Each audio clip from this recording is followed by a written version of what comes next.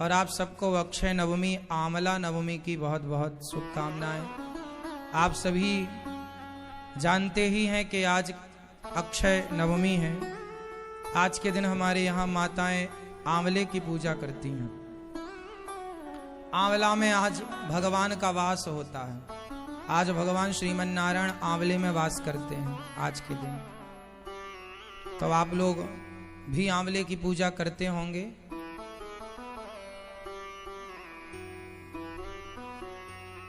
आप सबने की ही होगी, नहीं की होगी तो अभी कथा के बाद 4 बजे के बाद 4:30 बजे 5 बजे गौरी गोपाल गौशाला में हम सब चल के पूजन करेंगे, तो आप सब चल सकते हैं। आंवला नवमी भगवान की आज के दिन को कहते हैं अक्षय नवमी। आज के दिन किया गया पुण्य अक्षय होता है। अक्षय मतलब जिस पुण्य का कभी क्षय ना हो, पुण्य का कभी नाश ना हो, मतलब वो पुण्य ऐसा है जो मिलकर रहेगा फल। इसलिए आज के दिन तीर्थों में स्नान करने की बड़ी महिमा है, दान पुण्य करने की बड़ी महिमा है, भूखे को भोजन देने की बड़ी महिमा है, प्यासे को पानी देने की बड़ी महिमा है, निर्वस्त्र को वस्त्र देने की महिमा है। अक्षय नवमी है, भूमि दान करने की बड़ी महिमा है।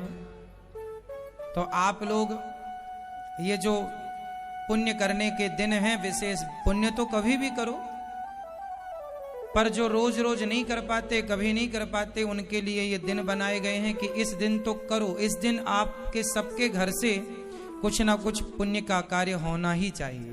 सबके घर में पुण्य का कार्य होना चाहिए। इस कथा में परीक्षित बन के श्री राजेंद्र प्रसाद श्री राजेंद्र सिंह चौहान जी, मैया श्रीमती मालती चौहान जी, आप इंदौर की पावन धरा से आए हैं और आप प्रेम पूर्वक श्री राजेंद्र जी श्रीमती मालती मैया कथा का रसपान कर रही हैं। मैया कथा अच्छी लग रही है। भगवान ने इन्हें देखो 3 बेटियां दी और 1 पुत्र दिया, और तीनों बेटियां और 1 पुत्र, सभी लोग सब परिवार कथा सुन रहे हैं। और हमारी मैया जी की जो बेटी हैं, उन्होंने ही इस कार्यक्रम की पूरी रूपरेखा बनाई और बेटी का पूरा फर्ज निभाया, पूरा कर्तव्य पूरा किया। एक बेटी का धर्म है कि पिता के लिए भाई सोचे अच्छा है, लेकिन आप बेटियां हैं, आप भी अपने माँ बाप के लिए, उनके कल्याण के लिए कुछ सोचा करो। लेकिन आपके पास 2 पक्ष होते हैं। गृहस्थी अनबैलेंस तब हो जाती है जब आप में से कुछ लोग ऐसे हैं कि केवल एक पक्ष को देखते हैं।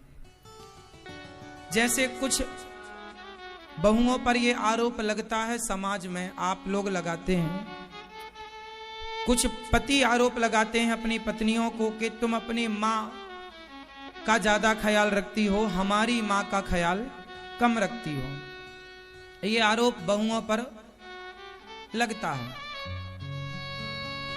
हर लड़की पर यह आरोप लगता है, लगभग सब पर नहीं, 80% ये आरोप लड़कियों पर लगता है कि तुम अपनी माँ का तो पूरा ख्याल रखती हो, लेकिन हमारी माँ मतलब अपनी सासू माँ का ख्याल नहीं रखती हो।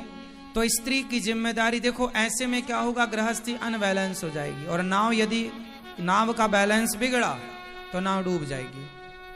नाव पानी में तब तक ही स्थिर है जब तक उसका बैलेंस बना हुआ।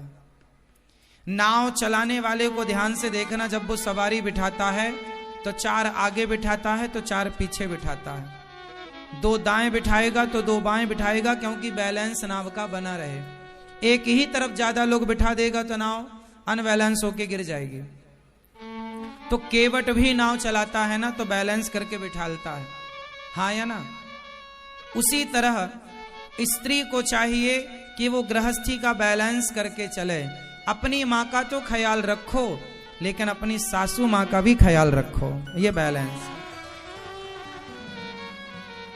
अपनी माँ जननी, जन्म देने वाली माँ का ख्याल रखो, पिता का ख्याल रखो, तो सास और ससुर का भी पूरा पूरा ख्याल रखो। पुरुष को भी बैलेंस बनाना चाहिए। कि आप अपनी माँ का ख्याल रखें तो अपनी पत्नी की माँ का भी ख्याल रखें, यदि उसे आवश्यकता है तो। मतलब स्त्री पुरुष दोनों